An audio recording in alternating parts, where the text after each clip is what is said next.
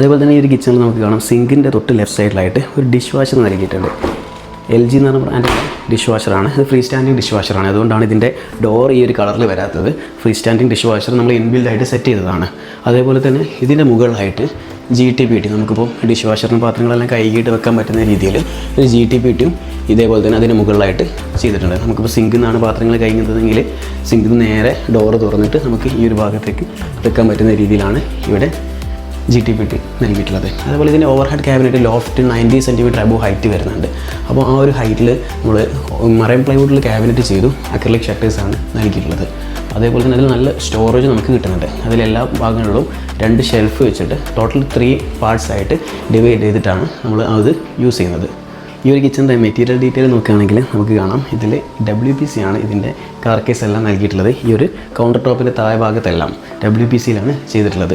അതേപോലെ തന്നെ ഇതിൻ്റെ ഓവർ ഹെഡ് ക്യാബിനറ്റ്, നമ്മൾ ഈ ഓവർ ഹെഡ് ക്യാബിനറ്റും അതേപോലെ ഈ ലോഫ്റ്റ് ഏരിയയിൽ വരുന്ന ക്യാബിനറ്റും എല്ലാം മറൈൻ പ്ലൈവുഡിലാണ് ചെയ്തിട്ടുള്ളത്. അപ്പോൾ മറൈൻ പ്ലൈവുഡ് WPC എന്നൊരു കോമ്പിനേഷനിലാണ് ഈ ഒരു കിച്ചൺ ചെയ്തിട്ടുള്ളത്. അതേപോലെ നമുക്ക് ഈ വെറ്റ് ഏരിയാസ്, നമുക്ക് വെള്ളം തട്ടാൻ ചാൻസ് ഉള്ള മറ്റൊരു ഭാഗമാണ് ഈ ഒരു GTPT ഏരിയ. നമുക്ക് വെറ്റായിട്ടുള്ള പ്ലേറ്റുകൾ കൈക്ക് വെക്കുന്ന ഒരു ഏരിയ ആണ് ഇത്. അപ്പോൾ ഇവിടെ മാത്രം നമ്മൾ ഓവർ ഹെഡ് ക്യാബിനറ്റിൽ ഈ ഒരു GTPT ബോക്സ് മാത്രം നമ്മൾ WPCയിലാണ് ചെയ്തത്. ബാക്കി എല്ലാ ഭാഗങ്ങളിലും മറൈൻ പ്ലൈവുഡാണ് ചെയ്തിട്ടുള്ളത്.